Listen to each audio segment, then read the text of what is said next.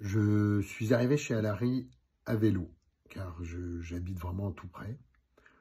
Donc c'était ce qu'il y avait de plus pratique. Alors, j'avais publié un livre chez Nil.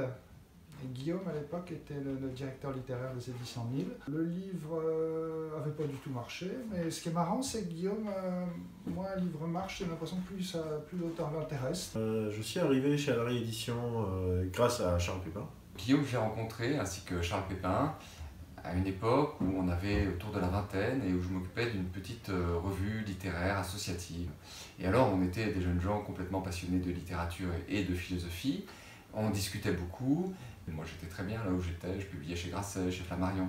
Et puis un jour, il me dit, je lance ma maison. Alors ça m'a plu parce que j'aime bien être dans les projets qui se lancent.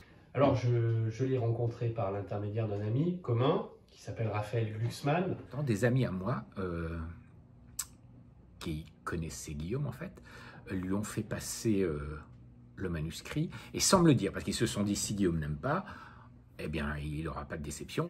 J'ai commencé avec Le Moine et le philosophe en 1997, avec Nicole Lattès. Guillaume Alary, avec qui je suis devenu un grand ami, était alors directeur de Nil. Et puis lorsqu'il a fondé sa maison d'édition, Nicole Lattès est restée avec lui. Et j'ai suivi. J'avais publié une série de 3 articles, Sortir du complotisme, sur le site du Monde, monde.fr. Et Guillaume m'a contacté après les avoir lus.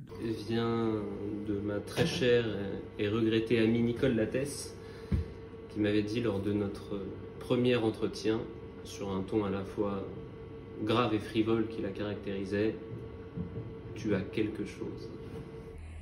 Je me souviens parfaitement du coup de téléphone que j'ai reçu dans le métro. Je me souviens de la puissance, du bonheur de cet instant, de la déflagration. Quand j'ai rencontré Guillaume, il n'avait pas de bureau. Et puis après, quand j'ai rencontré Laurence, on se retrouvait dans des cafés. Puis finalement, on a été dans les tout premiers bureaux d'Alary, pas loin de la rue d'Hauteville, mais où je passe à chaque fois. Et j'ai une nostalgie folle. Et tout de suite, Guillaume a marqué son intérêt sur un sujet qui n'était pas évident. Très loin d'être évident. Il n'y avait jamais eu de livre fait là-dessus en France, et donc c'était assez courageux de sa part de se lancer dans cette aventure. Et bien, je suis arrivé chez Alary Éditions à la Fondation, lorsque Guillaume Alary, qui est à la fois mon meilleur ami, mais qui était aussi mon éditeur extérieur lorsque j'étais publié chez Flammarion ou même Robert Laffont, évidemment, dès lors qu'il a dit « je monte ma maison d'édition », évidemment, je dirais le cœur en joie avec un sentiment d'évidence, je l'ai suivi.